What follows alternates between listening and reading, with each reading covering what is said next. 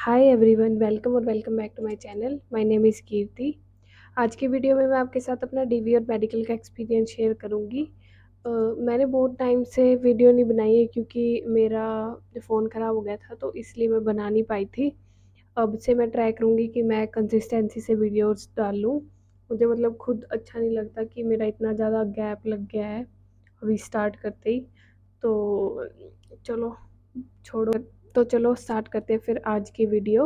मैं पहले आपको एक बार सारा मतलब स्टोरी वाइज़ आपको बता देती हूँ कि कैसे-कैसे पूरा दिन हमारा गया था डीवी और मेडिकल का। मेरा बैंक ऑफ इंडिया में एज़ अ क्लर्क सिलेक्शन हुआ है और हमारा डीवी और मेडिकल 15th ऑफ मई को था चंडीगढ़ में। मैं खुद हरियाणा से हूँ, मतलब हरियाणा से बिलॉन्ग करती हूँ। जो बैंक की तरफ से कुछ प्रोसेस स्टार्ट हुआ था वो 2nd या 3rd मई को हमारे पास एक पीडीएफ आई थी बैंक की साइट पे।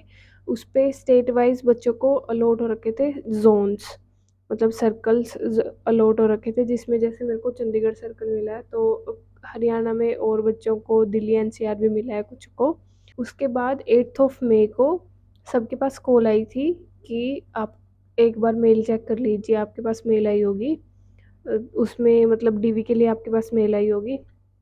तो मेरे पास तो मेल नहीं, मैंने चेक किया तो मेरी मेल आईडी में मेरे पास मेल नहीं आई थी। फिर मैंने उनको दोबारा कॉल करके पूछा कि मैम मेरे पास तो मेल रिसीव नहीं हुई है। तो उन्होंने कहा कि हम दोबारा भेजते हैं, पर दोबारा भी मैंने चेक की, उस दिन मेरे पास मेल ही नहीं आई। उस दिन तो मुझे टेंशन हो गई थी कि मेरे को मेल नहीं आई, सबको मेल आ गई, क्योंकि हम इतने टाइम से वेट कर रहे होते हैं मेल आएगी, डीवी के लिए मेल आएगी, हम जाएँगे, जॉइन करेंगे, पर मेरे पास मेल ही नहीं आई। तो फिर मैंने कुछ सीनियर से बात की, अपने फ्रेंड से बात की, सबने कहा कि कुछ टाइम वेट करो फिर देखते हैं। फिर मैंने अगले दिन खुद ही बैंक ऑफ इंडिया के ज़ोनल ऑफ़िस में जिस नंबर से मुझे कॉल आई थी, मैंने उस पे कॉल कर लिया दोबारा। 9th ऑफ मई को मेरे पास मेल आ गई थी और हमारा डीवी और मेडिकल की डेट जो हमें मिली थी वो 15th ऑफ मई थी। डीवी और मेडिकल की डेट के बीच में और मेल के बीच में हमें 1 वीक का गैप मिला था। तो अगर आपके पास डॉक्यूमेंट्स वगैरह कुछ हैं नहीं प्रिपेयर्ड, तो उनको तैयार कर लो। गैप मतलब थोड़ा कम ही मिलता है, तो अपना कॉलेज वॉलेज का डीएमसीज़ या मार्कशीट्स वगैरह कुछ नहीं है आपके पास, तो वो अपना पहले से ही आप सब प्रिपेयर रखना, ठीक है? तो हमें 15th ऑफ मई को उन्होंने ज़ोनल ऑफ़िस में बुलाया था और हमारा 10 बजे का रिपोर्टिंग टाइम था। टोटल हम चंडीगढ़ ज़ोन में 8 कैंडिडेट थे, हरियाणा, हिमाचल और चंडीगढ़ के मिला के, जिसमें से हम 7 उस दिन प्रेज़ेंट थे। तो हम 7 में से पहले 3 को तो सीधा मेडिकल के लिए भेज दिया था। जब हम वेटिंग एरिया में वेट कर रहे थे तो एक सर आए थे, वो हमें ज़ोनल मैनेजर के ऑफ़िस पे लेके गए थे, तो हमें वहाँ पे उन्होंने कॉफ़ी वग़ैरह भी दी, हमें पूरा अच्छे से ट्रीटमेंट मिल रहा था वहाँ पे, अच्छा ट्रीट कर रहे थे सब। ज़ोनल मैनेजर ने भी हमसे मतलब अच्छे से बात की, तो हमने सबने आराम से बैठ के आधा पौना घंटा हमने सबने बातचीत की आपस में। उस टाइम थोड़ा अच्छा लग रहा था कि हाँ, अब पेपर क्लियर करके तुम आ गए हो, आगे वाली प्रोसेस स्टार्ट हो गई है, जिसके लिए हम वेट करते हैं इतना एग्ज़ाम टाइम में, वीडियोज़ देखते हैं दूसरों की। उसके बाद फिर हमें दोबारा से वेटिंग एरिया में ले गए थे, वहाँ पे टीसीएस वाले मैम आए हुए थे और हमारा केवाईसी सबका हुआ वहाँ पे। उसके बाद जो हम में से 3 को तो मेडिकल के लिए भेज दिया था डायरेक्ट, और हम 4 को फ़ॉर्म उन्होंने दिया था, 20-25 पेजेज़ का एक फ़ॉर्म था। उस फ़ॉर्म में 2 हिंदी के पेजेस थे और 3-4 बार मतलब सेम 3 पेजेस पे दोबारा-दोबारा इन्फॉर्मेशन सेम भरनी थी। उसमें मेन जो चीज़ें होती हैं वो होती है एक रेफ़री का, कि आप रेफ़री का पहले ही अपने किसी पड़ोसी वग़ैरह मतलब उनका एड्रेस, उनका name, phone number, father's name वग़ैरह लेके चले जाओ, ताकि वहाँ पे आपको भरने में आसानी हो। और उनके पास मतलब लेटर आता है, उनको दोबारा से रिप्लाई करके बैंक तक भेजना होता है। तो ये इन्फॉर्मेशन ध्यान से भरना। और मतलब ब्लड रिलेशन का आप इसमें नहीं भर सकते कि आपका ब्लड रिलेशन है तो आपने उनका एड्रेस डाल दिया, वो नहीं आप डाल सकते। और पेरेंट्स की सारी इन्फॉर्मेशन, इनकम वगैरह सब उसमें फिल करना होता है, वो देख लेना। और एचआर डिपार्टमेंट वाले भी आपको बता देते हैं कि कैसे कहाँ से क्या फिल करना है। एक सर थे, उन्होंने हमें सब बता दिया था कि ऐसे-ऐसे फिल करते रहो, तो हमने फिल कर दिया था। पर उस फॉर्म को भरने में थोड़ा टाइम लग गया था, क्योंकि हिंदी की भी 2 पेजेस भरने होते हैं, तो वो हम गूगल कर के हिंदी के वर्ड्स देख के भर रहे थे। हमारे मतलब हम जो 7 बच्चे थे वो हम आपस में भी हम सारे अच्छे दोस्त बन गए थे उस टाइम पे। और आपस में सब एक दूसरे की हेल्प कर रहे थे, सब अच्छा था, आराम से हो जाता है, ये इतनी टेंशन लेने वाली चीज़ें नहीं होती। उन्होंने हमें फ़ॉर्म के साथ एक एफ़िडेविट भी दिया था, मतलब एफ़िडेविट वो हमें 100 रुपीज़ की स्टैम्प पे नोटरी वाले से बनवा के साइन करवा के फिर देना था उनको वापस। और जो उसी दिन, मतलब हमें उस दिन तो हमें टाइम नहीं लगा था कि हम बनवा के दे दें। अगर आप कहीं दूर से हो तो आप उसको पोस्ट भी करवा सकते हो उनके पास। अगर मैंने अगले दिन मैं उस दिन वहीं रुक गई थी और मैंने तो अगले दिन करवा दिया था, पर आप लोग पोस्ट भी करवा सकते हो। कई बच्चों ने हम में से पोस्ट भी करवाए थे। और मेरे पास भी कुछ डॉक्यूमेंट्स नहीं थे, वो मैं आपको आगे बताती हूँ डॉक्यूमेंट्स के टाइम।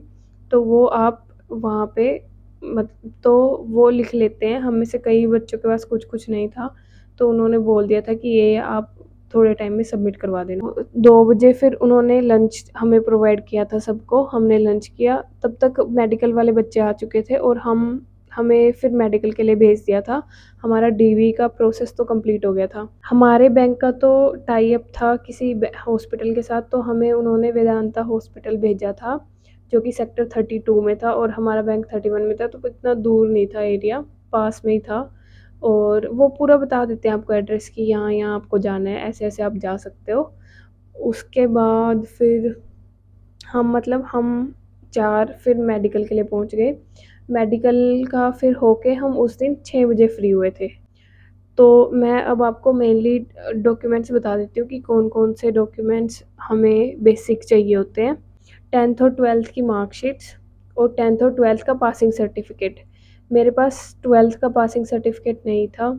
जो सीबीएसई बोर्ड से जिन्होंने की होती है ना 10th और 12th, उनके पास स्कूल से पासिंग सर्टिफ़िकेट मिलता है।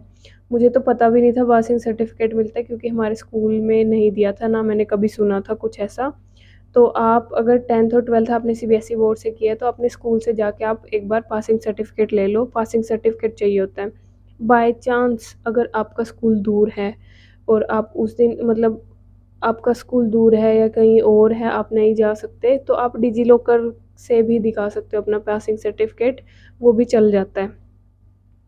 ग्रेजुएशन, पोस्ट ग्रेजुएशन की semester wise marksheets, degree, character certificate 3, कोई-कोई बैंक 2 कैरेक्टर सर्टिफ़िकेट भी लेता है, तो 3 आप मैंने जो बनवाए थे वो मेरा एक कॉलेज का था और एक मेरा पंचायत सरपंच वाला था और एक मेरा ब्रांच मैनेजर से था।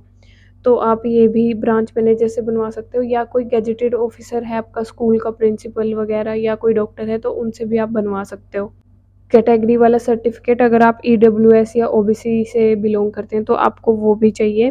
वो मैंडेटरी होता है, वो तो सेंटर वाला चाहिए, सेंटर से बनवाना है। जो प्रीवियस एम्प्लॉयी है उनका एनओसी या रिलीविंग लेटर। रिलीविंग लेटर या एनओसी का ये है कि अगर आपको नहीं मिला उस टाइम डीवी तक आपका, क्योंकि मेरे भी साथ जो थे एक एक लड़का और एक लड़की, उनको नहीं मिला था, तो उनको भी अभी बाद में ही मिला है शायद, तो उन्होंने भी अब सबमिट करवाना है या करवा दिया है। तो आप उनको बोल सकते हो कि अभी मुझे मिला नहीं है पर मैंने रिज़ाइन कर दिया है। तो आपको, मतलब वो टाइम लिमिट दे देते हैं कि हाँ, इतने टाइम तक आप सबमिट करवा देना। और कंप्यूटर सर्टिफिकेट अगर आपका सब्जेक्ट नहीं रहा है ग्रेजुएशन वगैरह में, स्कोर कार्ड, आपका जो फर्स्ट को रिज़ल्ट आया उसका स्कोर कार्ड, आपकी मेल आई है जो आपके पास उसका प्रिंट आउट, और एप्लीकेशन फॉर्म का प्रिंट आउट, 5-6 फ़ोटोज़ भी चाहिए होती हैं, और इन सब की 2 कॉपी लेके जाना, 2 कॉपी मतलब चाहिए होती हैं। जो एचआर वाला स्टाफ होता है वो बहुत कोऑर्डिनेट करता है आपके साथ, तो कोई टेंशन वाली बात नहीं है, इतनी कोई दिक्कत नहीं आती अगर आपके पास बेसिक नेसेसरी वाले बेसिक डॉक्यूमेंट्स हैं ना, जैसे 10th 12th graduation post graduation, तो इतना इशू नहीं होता। अब आते हैं मेडिकल टेस्ट पे। तो मेडिकल टेस्ट का हमारे मेल में लिखा हुआ था कि आपको कैश लेके आना है। मैंने तो यूट्यूब वगैरह पे वीडियो देख ली थी कि 2000 3000 इतना मतलब कैश लगता है, तो हमारा 2000 तक उन्होंने कैश लिया था। 2000 में हमारा मेडिकल का सारा प्रोसेस हो गया था। नॉर्मल नॉर्मल से जो बेसिक से टेस्ट होते हैं, blood test, sugar test, urine test, ECG और एक्स-रे, हाँ, आई चेकअप, ये सब हमारा हुआ था। और इसमें हमें 3-4 घंटे हमारा लग गया था टाइम। 6 बजे तक मतलब हमारा ये प्रोसेस हो गया था।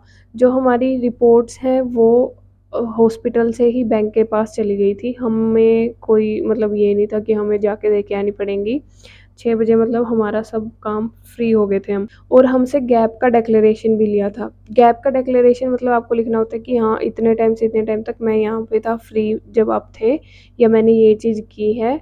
उसके बाद वो भी नोटरी वाले से 10 रुपए की स्टैम्प वाले से हमें साइन करवा के फिर वो दे के आना था उनके पास। और मेडिकल में डरने की बात नहीं है। वो मैंने तो आज तक नहीं सुना कि किसी को मेडिकल में कुछ प्रॉब्लम हुई है या किसी का मेडिकल की वजह से सिलेक्शन रुक गया है। हो जाता है, इतना कोई इशू वाली बात नहीं होती मेडिकल या डीवी में। सब बेसिक बेसिक होता है। पहले स्टार्टिंग में डर लगता है, पर जब एक बार आपकी प्रोसेस हो जाएगी तो आपको लगेगा कि हाँ, इतना मतलब ईजी था, इतना कोई इशू वाली बात नहीं है। थोड़ा एक दो इधर उधर चक्कर तो कटता है, पर कोई बात नहीं, वो तो थोड़ा तो हसल करनी पड़ेगी। और कुछ तो शायद मैं भूल ही रही हूँ। आई थिंक नहीं, आई थिंक मैंने सारा कवर कर लिया है। अगर फिर भी आपका कोई डाउट वगैरह है तो आप मुझे टेलीग्राम या इंस्टाग्राम आईडी पे मुझे मैसेज कर सकते हैं। कमेंट बॉक्स में भी आप कमेंट कर सकते हैं, तो मैं वहाँ आपकी रिप्लाई कर दूँगी। तो लगा लो मतलब 15th ऑफ मई से अभी 7th ऑफ जून है जब मैं आज ये वीडियो बना रही हूँ, पर अभी तक हमारे पास कोई अपॉइंटमेंट लेटर वगैरह नहीं आया किसी के पास भी। 13th को हमें चंडीगढ़ बुलाया बैंक वालों ने। उस दिन उन्होंने कहा है कि आपको अपॉइंटमेंट लेटर देंगे। तो होप फॉर द बेस्ट, देखते हैं फिर उस दिन मिलता है या नहीं। अब मतलब दिन नहीं कट रहे, बहुत मुश्किल लग रहा है ये दिन काटने। जब तक आप तैयारी कर रहे हो ना, तब तक मज़ा आता है। खाली बैठ के अभी मोटिवेशन नहीं आ रही, मन नहीं कर रहा आगे पढ़ाई करने का। बस वही अच्छा लगता है टाइम जब हम पढ़ रहे हैं, सारा दिन पढ़ते रहते, पजल्स वगैरह वो सब सॉल्व करते रहते हैं। पर सही है, मतलब आप अपना सारा प्रोसेस इंजॉय करो। डीवी मेडिकल आपका सिलेक्शन हो गया है। अब मेरे भी कुछ ही दिन बाकी हैं, उसके बाद तो शायद हमारी जॉइनिंग आ ही जाएगी। तो चलो फिर आज की वीडियो के लिए इतना ही। और आरआरबी पीओ आरआरबी क्लर्क की नोटिफिकेशन आ गई है। अगर किसी की कोई डाउट है, किसी का भी फॉर्म वगैरह फिल करने से रिलेटेड या कुछ भी, तो वो भी आप मुझे मैसेज वगैरह कर सकते हो, तो मैं आपको रिप्लाई कर दूँगी। Okay, bye bye.